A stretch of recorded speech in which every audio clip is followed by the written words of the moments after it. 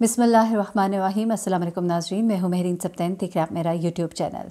ناظرین، دو ایسے کیسز جنہیں اگر یہ کہا جائے کہ گزشتہ سال کے سب سے بڑے ہائی پروفائل کیسز تھے۔ جی ہاں، میں بات کر رہی ہوں نور مقدم کیس کی، اور میں بات کر رہی ہوں ایک اور سربریدہ لاش کی، یعنی وہ لاش جس کے تن پر سر نہ رہا۔ یہ وہ لاش تھی جو ایک شوہر کی تھی جس کو کہ ایک بیوی نے قتل کیا تھا۔ یہ دو واقعات جو ہے یہ میڈیا کی زینت بنے، بہت ہائپ ہوئی، اور ان دو کیسز کی کچھ لیٹسٹ اپڈیٹس ہیں، کچھ ایسی معلومات ہیں جو شاید آپ تک ابھی تک کسی نے نہیں پہنچائی ہوں گی۔ بیسیکلی کراچی سے جو واقعہ تھا جہاں شوہر کو قتل کیا، اس کی لاش کے ٹکڑے کیے، اس کے ہاتھ کاٹ کر کھڑکی سے نیچے پھینکے، اس کے بعد لاش کو اسی حالت میں چھوڑ کر سو گئی۔ جب اٹھی تو اسے پتہ لگا کہ اب وہ پولیس کی تحویل میں ہے، اور 2 دن تک وہ نشے کی حالت میں رہی۔ اور اس کے بعد اس نے جو کہانی بتائی جس میں اس نے بتایا کہ کس طرح سے اس کے دماغ میں باتیں آتی تھیں، اور اس کی بیسیکلی اور بیٹیاں بھی تھیں، دوسرے شوہر سے تھیں جو اس کے ساتھ رہتی تھیں، اور اس نے یہ بھی الزام لگایا اپنے اس شوہر پر جس کو کہ اس نے مار دیا تھا کہ اس نے میری بیٹی کے ساتھ زیادتی بھی کی تھی، اور بہت سی باتیں اس نے اس کے بارے میں کی۔ کچھ باتیں کچھ ٹائم پر اس نے اس کے بارے میں اچھی باتیں بھی کی، لیکن زیادہ تر اس نے یہی بات کی کہ وہ میری بہن پہ بھی بری نظر رکھتا تھا، میری بچی کے ساتھ اس نے یہ کیا، اور اس کا مذہب اور تھا، میرا مذہب اور تھا، وہ مجھے اپنے مذہب پر آنے کے لیے زور بھی لگاتا تھا۔ ان کے درمیان مختلف موقعوں پر جو لڑائیاں ہوتی رہتی تھی اس کے بارے میں اہل محلہ نے بھی بتایا۔ شروع میں یہ بھی باتیں ہوتی رہیں کہ ان کی شادی نہیں ہوئی تھی، لیکن بعد میں یہ کنفرم ہوا کہ ان دونوں کی شادی ہوئی بھی تھی۔ یہ شخص جو تھا جس کو کہ اس نے مار دیا تھا وہ پہلے سے شادی شدہ بھی تھا۔ یہ دونوں جو ہے نشے کی حالت میں تھے، اور نشے میں غصے میں ایک دوسرے کے ساتھ لڑائی ہوئی، جس کے بعد اس خاتون نے اس شوہر کے ٹکڑے ٹکڑے کر دیے۔ یہ خاتون جو ہے عدالت نے اس کا حتمی چالان جمع کروانے کے لیے تفتیشی افسر کو اب 31 جنوری کی مہلت دی۔ بیسیکلی عدالت میں ہوا کیا یہ میں ذرا آپ کو بتا دیتی ہوں، کیونکہ ابھی تک کی اپڈیٹس کیا ہے اس کیس میں، آپ لوگ پوچھتے ہیں کہ اس کیس میں ہوا کیا، تو آپ کے لیے یہ خاص طور پر انفارمیشن ہے۔ سٹی کورٹ میں صدر کے علاقے میں شوہر کو قتل کرنے کے بعد لاش کے ٹکڑے کر دینے والی اس خاتون کے خلاف کیس کی سماعت ہوئی، اور تفتیشی افسر نے عدالت سے حتمی چالان کے لیے ایک دفعہ پھر سے مہلت مانگی ہے، اور 31 تک کا اس کو ٹائم دے دیا گیا ہے۔ اب تفتیشی افسر نے عدالت کو بتایا ہے کہ کیس میں شامل جو عینی شاہدین ہیں ان کو تلاش کرنا ہے۔ عینی شاہدین بیسیکلی اس کی 2 بیٹیاں تھیں، اور تیسری بیٹی آ کے ان 2 بیٹیوں کو لے کر چلی گئی تھی۔ یہ تیسری بیٹی ان کے ساتھ نہیں رہتی تھی، لیکن کچھ یہ بھی کہا جا رہا ہے کہ وہ تیسری بیٹی بھی اس دن گھر پر موجود تھی، اور شاید قتل میں معاونت بھی کی ہو، اور یہ بھی کہا جا رہا ہے کہ ایٹ لیسٹ معاونت نہیں بھی کی تو یہ وہاں پر اس وقت موجود تھے۔ لیکن اس دن سے یہ تینوں بیٹیاں جو ہیں اس عورت کی غائب ہیں، اور کچھ پتہ نہیں کہ وہ اس وقت کہاں ہے، لیکن انہیں بتایا جا رہا ہے کہ وہ عینی شاہدین ہیں اس واقعے کی۔ ملزمہ کی دونوں بیٹیاں جو ہیں افسر نے بتایا کہ تاحال غائب ہے، جن کی تلاش جاری ہے۔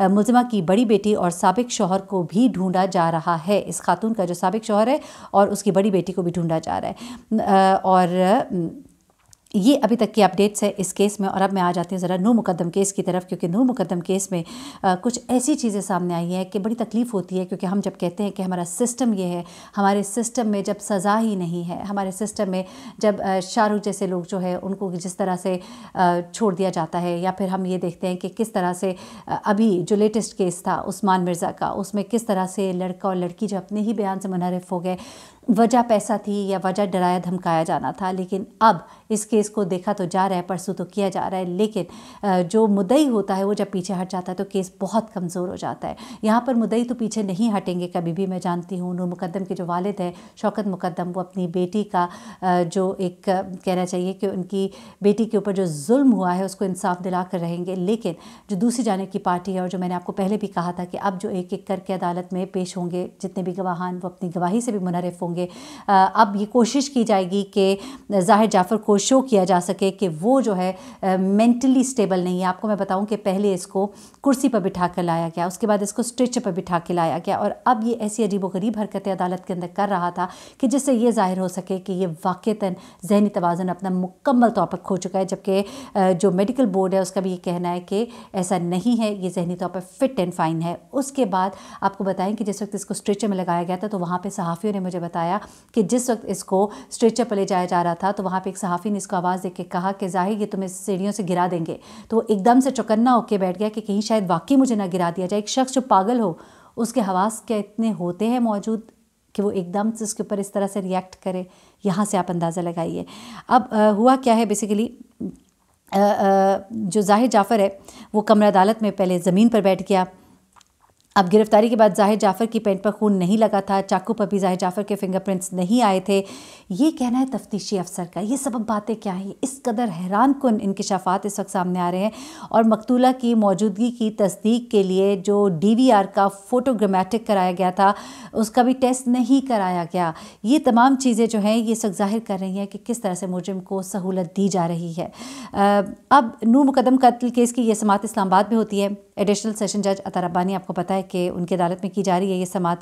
अब क्या होता है कि F7 से लाश, ये बताया गया, तफ्तीशी अफसर ने जो कुछ खास बातें बताई हैं उनको ज़रा गौर से सुनिएगा, अंदाज़ा लगाइएगा कि ये केस किस तरफ जा रहा है। उसने कहा कि लाश 20 जुलाई को मुर्दा खाने भिजवाई गई। जाहिर जाफ़र का पहला रिमांड 21 जुलाई को लिया गया। कोई भी चीज़ बरामद नहीं हुई जिसका जिक्र किया जाए, किसी भी बरामद चीज़ का जिक्र नहीं किया गया। जज ने दोबारा 23 जुलाई को मुलजिम को पेश करने का कहा। नूर मुकद्दम का मोबाइल बमा फ़ोन IMEI नंबर नहीं लिखा था। मकतूला की मौजूदगी की तस्दीक के लिए DVR का फोटोग्रामेटिक टेस्ट नहीं कराया। गिरफ्तारी के बाद जाहिर जाफ़र की पेंट पर खून नहीं लगा था। ये सब कुछ बता रहे हैं कौन? तफ्तीशी अफसर। चाकू पर भी जाहिर जाफ़र के फिंगरप्रिंट्स नहीं आए। घर के इर्द गिर्द लगे कैमरों की रिकॉर्डिंग नहीं ली गई। ये वो तमाम शुरू की कोताहियाँ हैं जो मैं आपको मुसलसल अपनी वीडियोज़ में बताती रही हूँ। अच्छा, अब समाअत के दौरान क्या होता है कि मुलजिम जाहिर जाफ़र जो है कमरा अदालत में गनूदगी के आलम में लाया जाता है। अब आप देखिए कि कभी स्ट्रेचर में लाया जाता है, कभी कुर्सी पे लाया जाता है, बेहोशी के आलम में लाया जा रहा है। अदालत में वो ज़मीन पर बैठ गया और पहले इसको स्ट्रेचर पर लाया गया था अदालत में, और उससे पहले कुर्सी पे लाया गया था बख्शी खाने से बिठाकर, और ये ज़ाहिर किया जा रहा है कि उसकी ज़हनी हालत बहुत ख़राब है। और थेरेपी वर्क्स के जो वकील हैं अकरम कुरैशी, उन्होंने कहा कि मुलजिम जाहिर जाफ़र जो है वो तो चलने फिरने के काबिल नहीं है। आप याद रखिए कि थेरेपी वर्क पार्क जो है उनका ये कहना था कि हम तो इस केस में कहीं से शामिल ही नहीं है, हम तो इलाज करने गए थे, हमें तो कुछ पता ही नहीं था।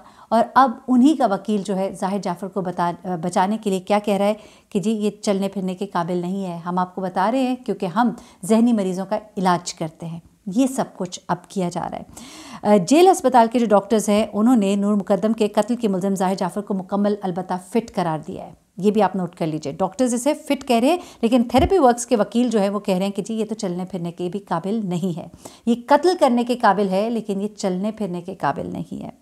अच्छा, उसके बाद नूर मुकद्दम कत्ल केस के तफ्तीशी अफसर जो है अब्दुल सत्तार, उन्होंने कहा कि नूर मुकद्दम के नंबर से मुख्तलिफ नंबर से कॉल मौसूल हुई और की गई। एक मखसूस नंबर से नूर मुकद्दम का 19 और 20 जुलाई को मुसलसल रब्ता रहा। इस नंबर के हामिल बंदे को शामिल तफ्तीश नहीं किया गया। ये एक और बहुत बड़ा सरप्राइज़ है। अदालत में नूर मुकद्दम केस की समाअत पर वकील सफ़ाई जो है उनसे जरा भी की गई, जाहिर सी बात है, और ये कहा गया कि 27 जुलाई को 7 अफराद की CDR यानी कॉल रिकॉर्ड जो डाटा है वो मौसूल हुआ था, और जाहिर सी बात है इसी बिना पर इस्मत आदम जी और जाकिर जाफ़र वगैरह को भी गिरफ़्तार किया गया था। अब तफ्तीशी अफसर का ये कहना है कि मोबाइल कंपनी के किसी मुलाजिम को तफ्तीश में शामिल नहीं किया गया है, जो कि बहुत ज़रूरी है। CDR रिकॉर्ड के साथ साथ मोबाइल कंपनी के मुलाजिम को भी तफ्तीश में शामिल किया जाना चाहिए था। मकतूला नूर मुकद्दम के व्हाट्सएप का डाटा पुलिस ने नहीं लिया है। मुद्दई ने पुलिस को ये बयान नहीं दिया कि उन्हें मकतूला की कॉल व्हाट्सएप पर आई है। ये भी बहुत इंपॉर्टेंट है कि नहीं बताया गया कि व्हाट्सएप पर कोई कॉल आई थी कि नहीं आई थी, क्योंकि व्हाट्सएप की कॉल का रिकॉर्ड नहीं मौजूद है। अब तफ्तीशी अफसर का ये भी कहना था कि नूर मुकद्दम का सुबह 10:46 तक का डाटा मौजूद है। 10:46 के बाद मकतूला का मोबाइल फ़ोन बंद हुआ, ताहम ये बात भी दर्ज नहीं की गई है। उसमें उन्होंने कहा कि नहीं लिखा कि मकतूला नूर मुकद्दम का फ़ोन लॉक नहीं हो रहा, जिसके बायस ट्रांसक्रिप्ट लिखना मुमकिन नहीं है। यानी कि ये बताना ज़रूरी होता है कि फ़ोन लॉक नहीं हो रहा तो इसे ट्रांसक्रिप्ट नहीं लिख पा रहे, लेकिन इस बात को भी रिपोर्ट नहीं किया गया, यानी कि झोल छोड़े गए केस के अंदर। उसके बाद उन्होंने कहा कि CDR के मुताबिक मकतूला का वक़्क़े के वक्त अपनी वालदा के साथ वो राब्ते में थी। मकतूला की वालदा को शामिल तफ्तीश नहीं किया गया। ये भी बहुत इंपॉर्टेंट था कि उनसे जाना जाए कि आखिरी बातचीत उनसे क्या हुई थी। CDR के डाटा पर किसी का नाम दर्ज नहीं, ना CDR देने वाले का नाम और दस्तखत है। जाहिर सी बात है कॉल रिकॉर्ड डाटा जिसने दिया वो जो मोबाइल कंपनी का मुलाजिम है उसके साइन होने चाहिए, ये भी कोई डिटेल नहीं है। फिर तफ्तीशी अफसर ने बताया कि मैंने खुद भी CDR के डाटा पर दस्तखत नहीं किए हैं। ऐसे ऐसे सुकम छोड़े जाते हैं केस के अंदर, जो बाद में जाकर पता लगता है कि वो किस तरह से केस को ख़राब करने के लिए सुकम छोड़े गए। उम्मीद करती हूँ कि नूर मुकद्दम को इंसाफ मिले, उसके घर वालों को इंसाफ मिले, और अल्लाह ताला सबके बच्चे बच्चियों को अपने हिफ्ज़-ए-मान में रखे। इस तरह का दिन किसी माँ बाप को देखना ना पड़े। अल्लाह ताला सब माँ बाप को इस दुख से, इस दर्द से, इस तकलीफ़ से बचाए, और अल्लाह ताला नूर मुकद्दम के आगे के सफ़र को आसान करे, उसके घर वालों को सब्र दे। आमीन। मुझे महरीन सब्तैन को इजाज़त दीजिएगा, अपनी दुआ में मुझे भी याद रखिएगा। अल्लाह हाफ़िज़।